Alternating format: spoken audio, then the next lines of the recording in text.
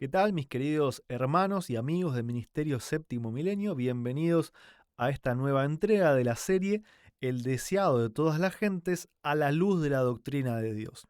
Estamos leyendo el libro de Elena de White, o más que leyendo, eh, estoy compartiendo las historias de cada capítulo y leemos aquellas citas que hagan referencia a la doctrina de Dios, para que podamos conocer al único Dios verdadero, cuál es la creencia que tenía Elena de White y que plasmó en este precioso libro que nos cuenta la vida de Jesús. Hoy nos toca el capítulo número 21. Recuerdan que en el capítulo pasado Jesús había sanado al hijo de un oficial del rey en Galilea, en Capernaum, y ahora la sierva de Dios nos cuenta que Jesús volvió a Jerusalén. Y en Jerusalén había una puerta que se usaba para que el ganado pudiera entrar y salir, y cerca de esa puerta, dentro de la ciudad, había un estanque, llamado el estanque de Betesda. En este estanque había una leyenda que decía que cada cierto tiempo el agua se movía sola y que esto era hecho por un poder divino y que la primera persona que lograra entrar a las aguas iba a ser curado de cualquier enfermedad, dolencia o incapacidad. Entonces decenas de enfermos hacían de este lugar su refugio permanente. Quizás solamente con una pequeña manta en el suelo pasaban allí su miserable vida esperando que el agua se mueva para echarse adentro. Y cuando por algún motivo parecía el agua moverse, el egoísmo era tal que se pisaban unos a otros, algunos terminaban muertos, algunos ni siquiera tenían ayuda para poder llegar, los que eran paralíticos, los que eran lisiados. Y en este contexto Jesús se acerca a este estanque con el deseo de ejercer su poder sanador, pero sin embargo él razonó que era día sábado y los judíos tenían un libro aparte de la Biblia lleno de reglas y recontra recontra reglas, donde supuestamente ellos interpretaban las escrituras, pero no era más que un yugo de servidumbre. Era un libro de leyes, de interpretaciones humanas, lo que ellos interpretaban de la Biblia. Y especialmente en el sábado le ponían tanta, pero tanta carga que se hacía un día insoportable, que ni ellos mismos podían llevar.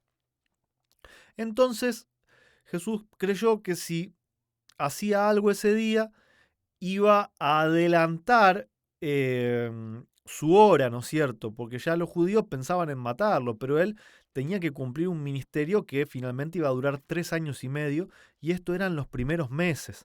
Entonces, es como que lo pensó, como que no se presentó como hacía siempre, cuando todos los rodeaban y sanaba a medio mundo, pero sí no logró poder pasar por alto el caso desesperado de una persona que estaba totalmente lisiada, consumida en la enfermedad, y la sierva de Dios nos cuenta que estos pecados habían sido por su propio vicio, ¿no es cierto? Que esta enfermedad, mejor dicho, había sido por sus propios pecados y por sus propios vicios, y que en realidad, bueno, él y la gente consideraban que era un castigo de Dios. Pero la lección que nos deja es que muchas de las enfermedades que nosotros padecemos son a causa de nuestras acciones, ¿no es cierto? De nuestra falta de conocimiento para comer, para ejercitarnos, para vivir saludable, y por los pecados que cometemos contra nuestro cuerpo, son causantes de muchas de las enfermedades que podemos padecer, algunas de ellas muy pero muy graves, ¿no es cierto? Entonces Jesús no pudo pasar por alto a este hombre. eh, Quiero encontrar acá la cantidad de años que había estado enfermo, 38 años. Su enfermedad era tan grande, parte en resultado de su propio pecado y considerado como un juicio de Dios. ¿Sí? Eso es lo que quería leer, ¿no es cierto? No tenía nadie, estaba absolutamente solo, acostado con su manta, de vez en cuando levantaba la cabeza y así pasaban sus días viendo cuándo se moría, porque no tenía esperanza ni siquiera de entrar a ese estanque. Y Jesús se acercó de una, sin predicar nada, sin anunciarse, se acerca como sorprendiendo al enfermo y le pregunta, ¿quieres ser sano? Y este hombre sintió emoción, ¿no es cierto? Una persona que está así totalmente ya desahuciada, esperando morir, que alguien venga y te diga eso, en esta persona generó cualquier tipo de esperanza, ¿no es cierto? Y bueno, acá la sierva nos dice que el Señor Jesús no pide a este enfermo que ejerza fe en él. Dice simplemente, levántate, toma tu lecho y anda. Pero este hombre tenía tanta fe en lo que Jesús le decía, que se aferró a esa palabra y de repente un poder de vida vivificador empezó a entrar en todos los músculos de su cuerpo y no dudó un solo segundo en obedecer la orden de Cristo y de un salto se paró. Era un hombre lisiado que no se podía levantar, de repente tenía los músculos como si fuese joven y ya estaba de pie y pudiendo caminar y pudiendo saltar. La sierva del Señor nos dice, Jesús no le había dado seguridad alguna de ayuda divina. El hombre podría haberse detenido a dudar y haber perdido su única oportunidad de sanar, pero creyó la palabra de Cristo y al obrar de acuerdo con ella recibió fuerza. Esto aplicaba para nosotros. Si creemos la palabra de Cristo, recibiremos fuerzas. Por la misma fe, podemos recibir curación espiritual. El pecado nos separó de la vida de Dios. Nuestra alma está paralizada por nosotros mismos. Nuestra alma está paralizada, punto.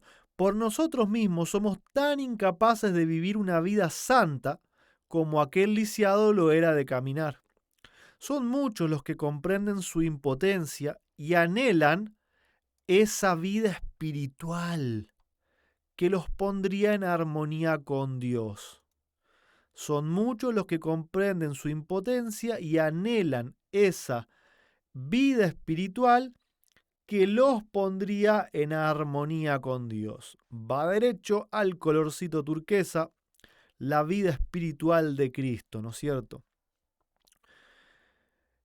Luchan en vano para obtenerla. En su desesperación claman, miserable hombre de mí, ¿quién me librará del cuerpo de muerte? Alcen la mirada a estas almas que luchan presa de la desesperación. Y escuchen esto. El Salvador se inclina hacia el alma adquirida por su sangre, diciendo con inefable ternura y compasión, ¿quieres ser sano? Él os invita a levantaros llenos de salud y de paz. Cristo mismo se inclina sobre nosotros y nos pregunta si queremos sanidad. No esperéis hasta sentir que sois sanos. Creed en su palabra y se cumplirá. Poned vuestra voluntad de parte de Cristo, quered servirle, y al obrar de acuerdo con su palabra, recibiréis fuerza. Cualquiera sea la mala práctica, la pasión dominante que haya llegado a esclavizar vuestra alma y cuerpo por haber cedido largo tiempo a ella, Cristo puede y anhela libraros. Cristo puede y anhela libraros. Él impartirá vida al alma de los que estabais muertos en vuestros delitos. Librará el cautivo que está sujeto por la debilidad, la desgracia y las cadenas del pecado. Cristo imparte vida al alma. Eso es el Espíritu Santo, la vida divina de Cristo en el alma.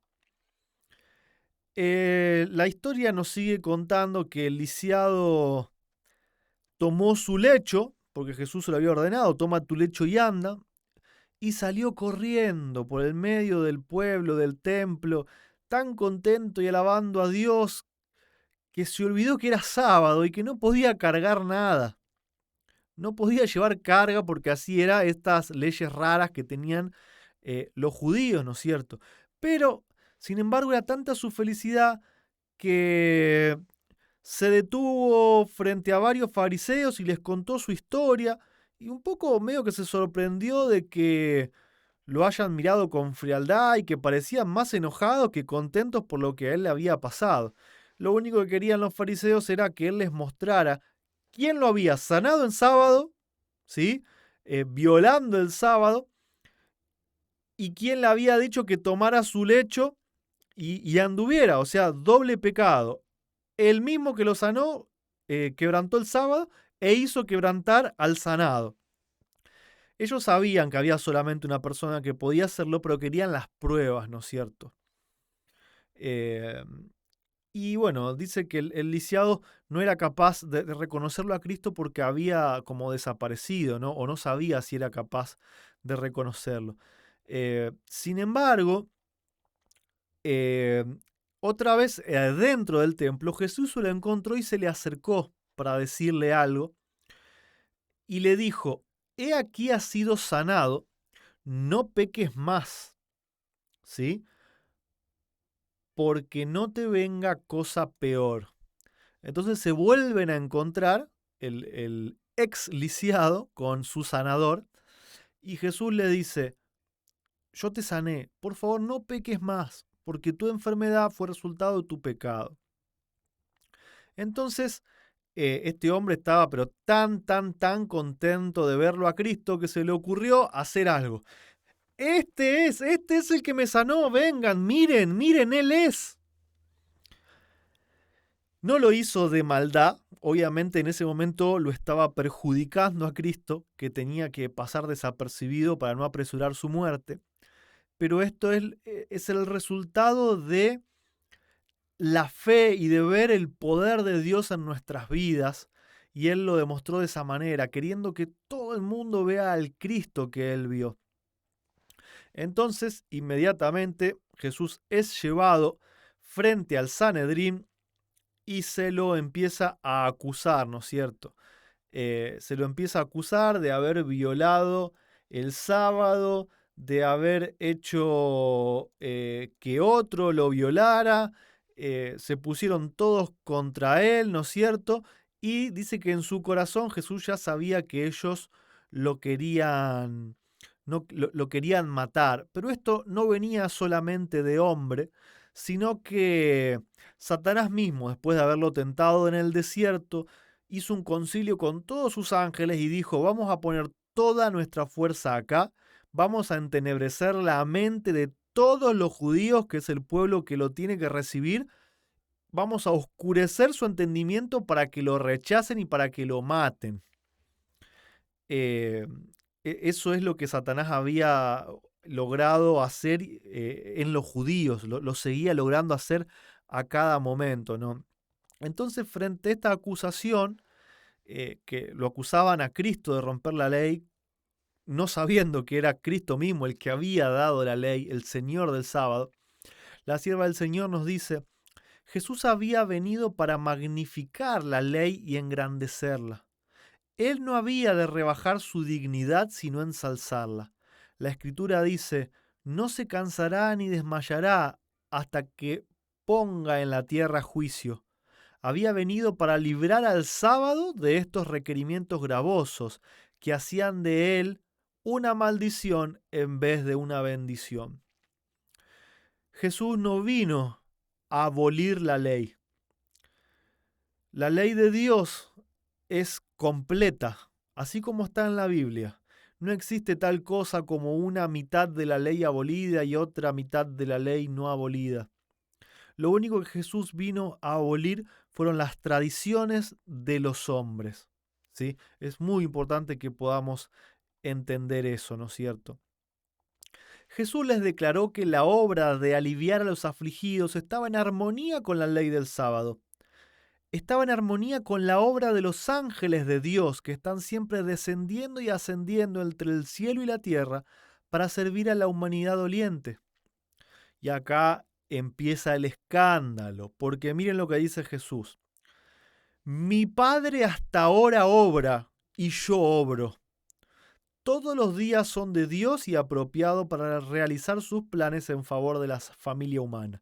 Lo que Jesús les estaba diciendo, yo soy el Hijo de Dios.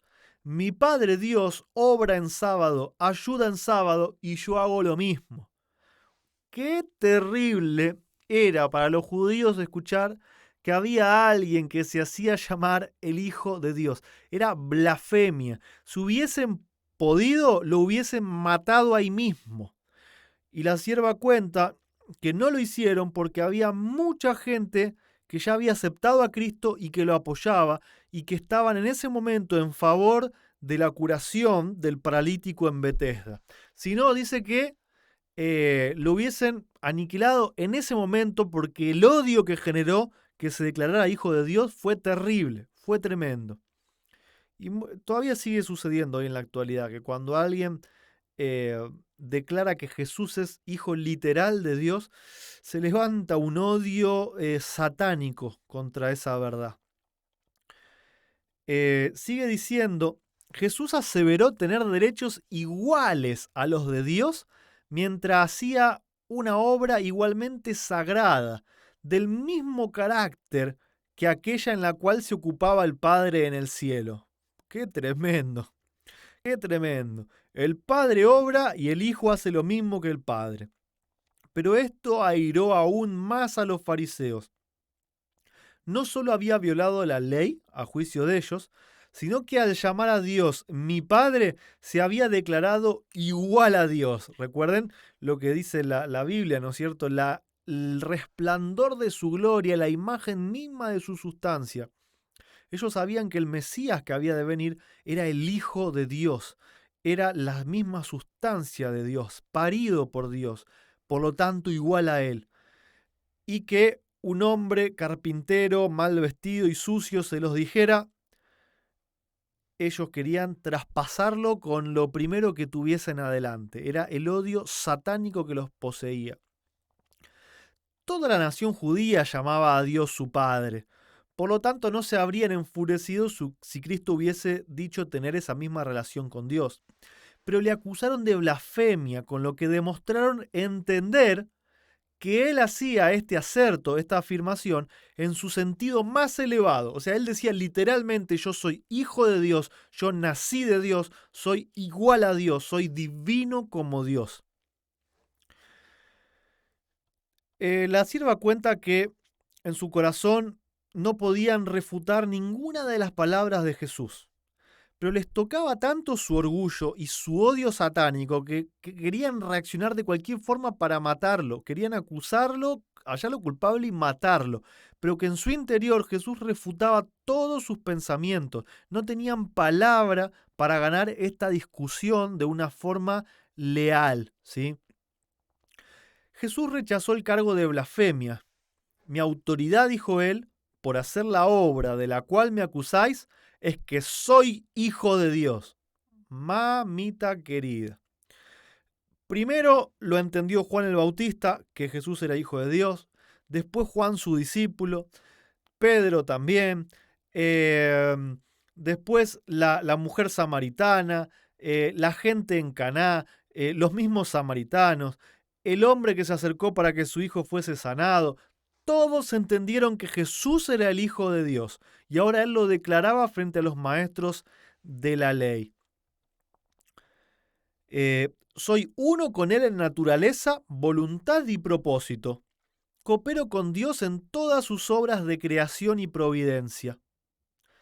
Fíjense que acá Jesús no está diciendo, miren, en el cielo hay una trinidad de dioses de la cual yo soy parte, así que tengo autoridad. O sea, en ningún momento encontramos eso que cree la mayor parte del mundo cristiano.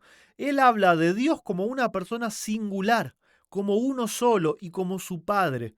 Él dice que es igual a Él en naturaleza y en propósito, pero todo el tiempo dice que Dios es uno, que es el Padre, y que a pesar de ser igual en naturaleza y en propósito, él se sujeta a su Padre.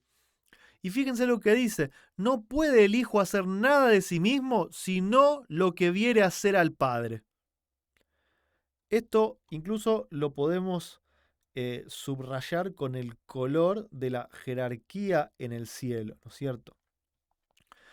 Los sacerdotes y rabinos reprendían al Hijo de Dios, literal, por la obra que había sido enviado a hacer en el mundo. Por sus pecados se habían separado de Dios y en su orgullo obraban independientemente de Él. Se sentían suficientes en sí mismos para todo y no comprendieron cuánto necesitaban que una sabiduría superior dirigiese sus actos.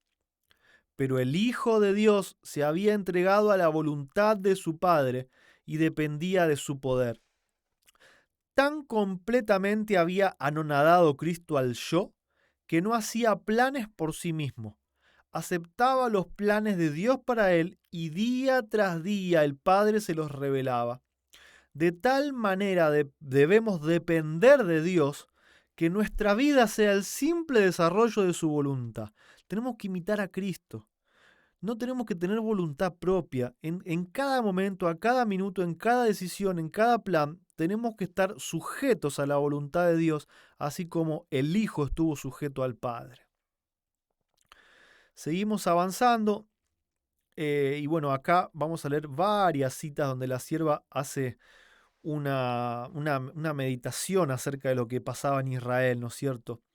Israel había preferido sus propios caminos, no había edificado de acuerdo con el dechado, pero Cristo, el verdadero templo para morada de Dios, modeló todo detalle de su vida terrenal de acuerdo con el ideal de Dios, se sujetó a Dios en todo.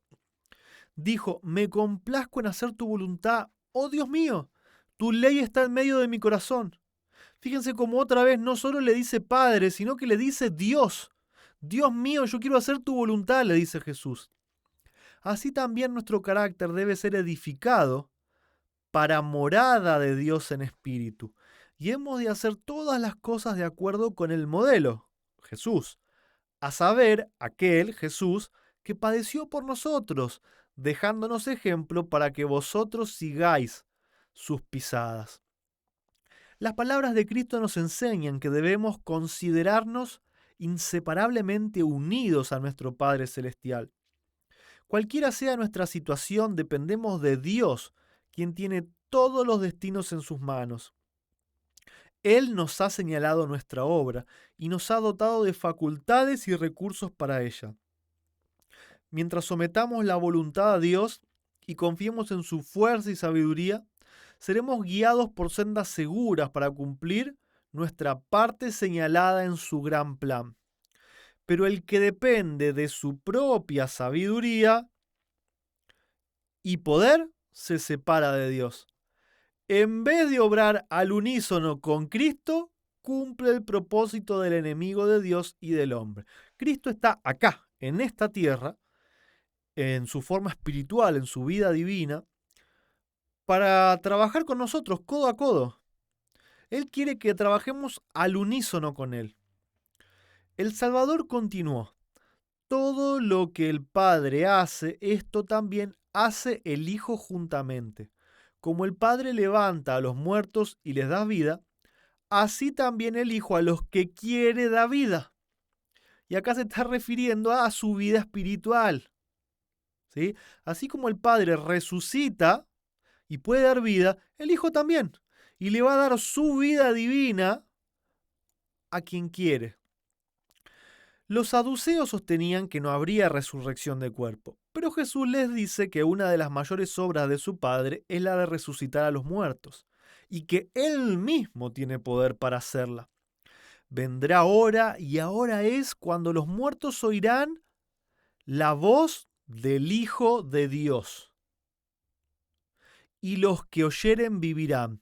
Los fariseos creían en la resurrección. Cristo les dice que ya entre ellos el poder que da vida a los muertos, que ya está entre ellos el poder que da vida a los muertos, y que han de contemplar su manifestación. Este mismo poder de resucitar es el que da vida al alma que está muerta en delitos y pecados. Ese espíritu de vida en Cristo Jesús, la virtud de su resurrección, libra a los hombres de la ley, del pecado y de la muerte. El dominio del mal es quebrantado y por la fe el alma es guardada de pecado. El que abre su corazón al Espíritu de Cristo llega a participar de ese gran poder que sacará su cuerpo de la tumba. Cristo puede levantar a un muerto, ya sea físico como espiritual. Cristo obra a través de su vida divina para sacarnos del pecado. El humilde nazareno asevera su verdadera nobleza. Se eleva por encima de la humanidad, depone el manto de pecado y de vergüenza y se revela como el honrado de los ángeles, el Hijo de Dios, uno con el Creador del universo. Sus oyentes quedan hechizados. Nadie habló jamás palabra como las suyas, ni tuvo un porte de tan real majestad. Sus declaraciones son claras y sencillas. ¿Cuáles declaraciones? Yo soy el Hijo de Dios.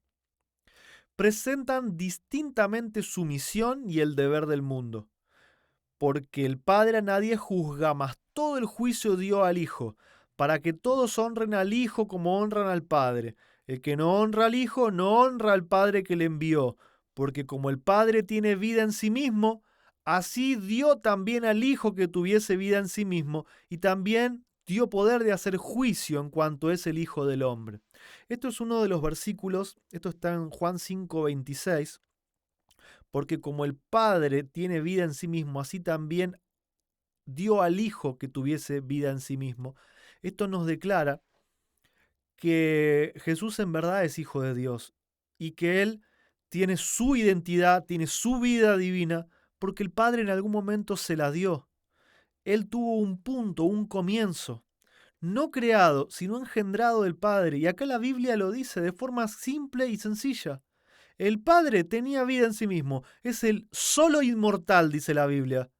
Y un día dijo, quiero tener un hijo. Y le dio a Jesús que tuviese vida en sí mismo. ¿Sí? Y aparte de esa vida, le dio también el poder de hacer juicio por cuanto es el Hijo del Hombre, porque vivió nuestra vida, Él conoce nuestra experiencia, por eso también se le da el juicio. Qué gracioso, entre comillas, que los que debían ser juzgados por el Hijo de Dios querían juzgar al Hijo de Dios. Es tremendo, ¿no? Y nos sigue diciendo la sierva de Dios, dice, y el que dio la luz, el que guió al alma con las más tiernas súplicas, tratando de ganarla de pecado a la santidad, es a la vez su abogado y juez. O sea, el que cada día nos guía, el que vive en nuestro corazón, Jesús, es a la vez nuestro abogado, el que nos defiende, pero también es el que nos juzga. Todo fue dado al Hijo por el Padre. Desde el principio de la gran controversia en el cielo, Satanás ha sostenido su causa por medio del engaño, y Cristo ha estado obrando para desenmascarar sus planes y quebrantar su poder. El que hizo frente al engañador y a través de todos los siglos procuró arrebatar cautivos de su dominio, es quien pronunciará el juicio sobre cada alma. Fíjense que el plan de salvación tiene que ver todo con Cristo. Es Cordero, es el sacerdote, es profeta, es rey, es consolador, es espíritu, es hombre, es hijo de Dios.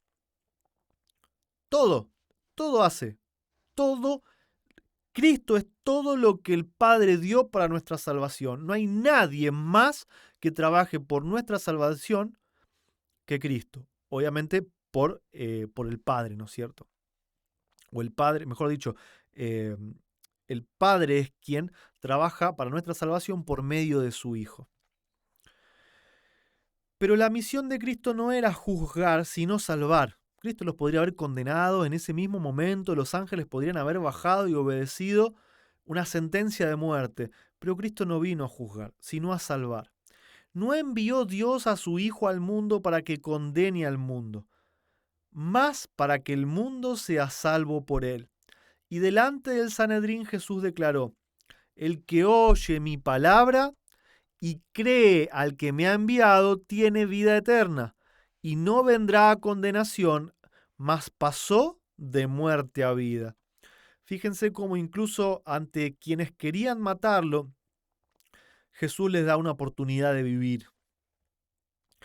En vez de disculparse por el hecho del cual se quejaban, Jesús no pidió perdón por haber quebrantado la ley o por haberse llamado hijo de Dios, o explicar el propósito que tuviera al hacerlo.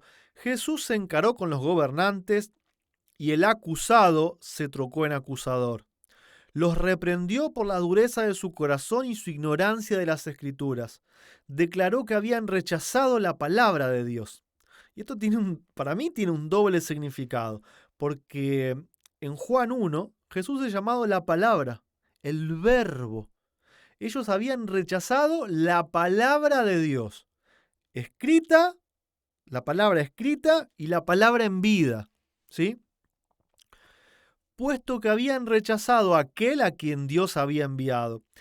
Escudriñáis las Escrituras, pues pensáis que en ellas tenéis la vida eterna, y ellas son las que dan testimonio de mí.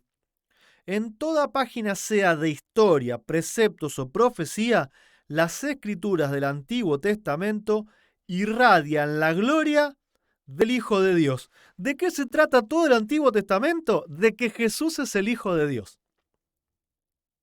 Sin embargo, el mundo cristiano, ¿qué dice? Es solamente un título, no es el Hijo de verdad, no creas eso. No es el Hijo de verdad, es un rol que ellos juegan para que nosotros lo entendamos. Qué ridiculez, hermano, qué ridiculez que toda la palabra del Señor nos muestre que Jesús es su Hijo y que lo sigamos negando como lo negaron los fariseos y como finalmente lo terminaron crucificando. Qué triste.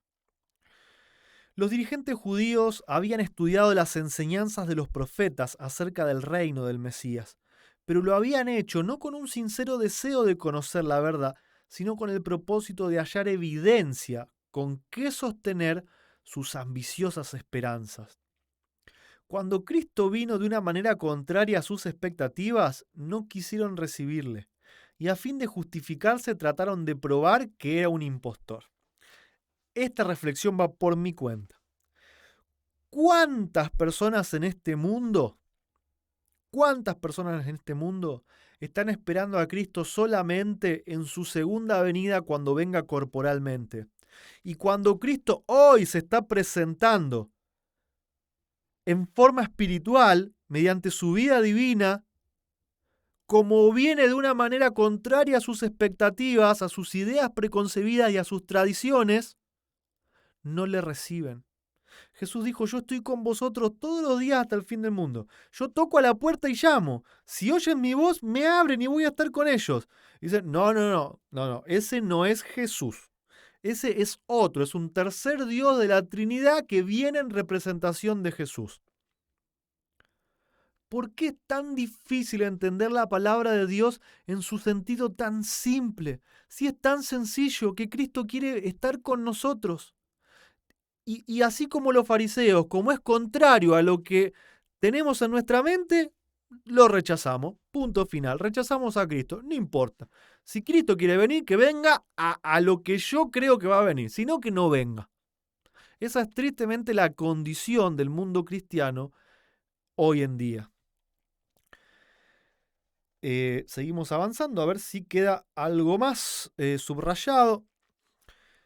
¿No se repite el caso hoy? ¿No hay muchos aún entre los dirigentes religiosos que están endureciendo su corazón contra el Espíritu Santo, incapacitándose así para reconocer la voz de Dios? ¿No están rechazando la palabra de Dios a fin de conservar sus tradiciones? ¿No están rechazando a Cristo? ¿No están rechazando a Cristo Espíritu Santo a fin de poder conservar sus tradiciones? ¿No pasa lo mismo hoy?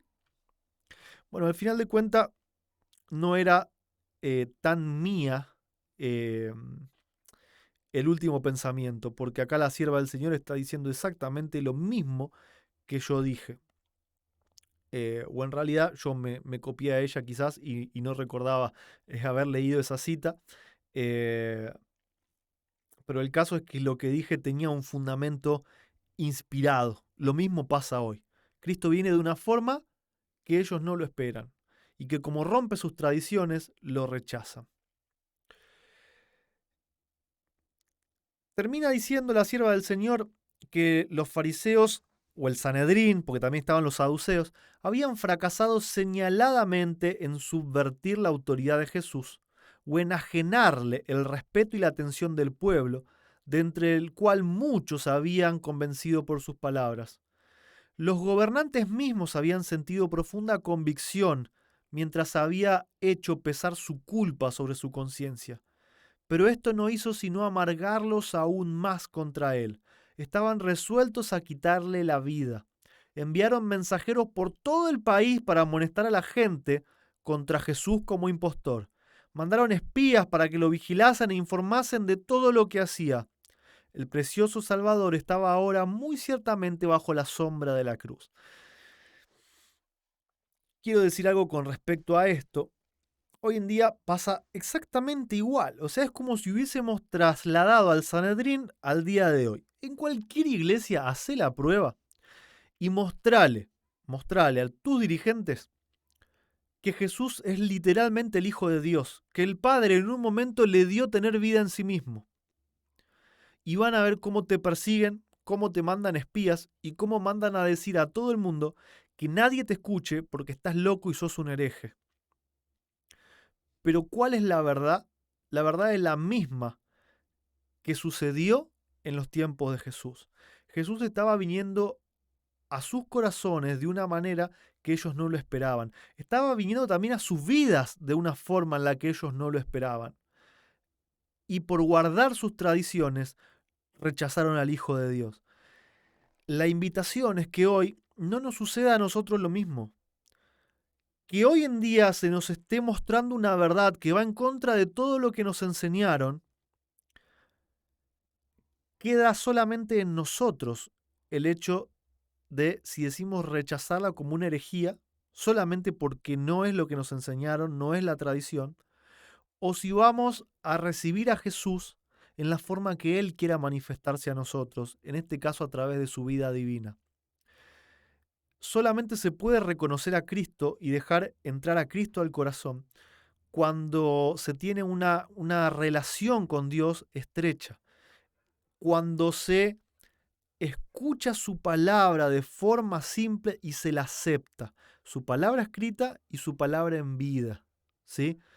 Y esto no se aprende en las universidades, esto se aprende directamente escuchando la voz de Dios. Que cada uno de nosotros pueda escuchar la voz de Dios diciéndonos: este es mi Hijo amado, recíbanlo en sus corazones, porque Él quiere ayudarlos, quiere consolarlos, quiere defenderlos y quiere darles vida para que la tengan en abundancia. Bendiciones a cada uno de ustedes.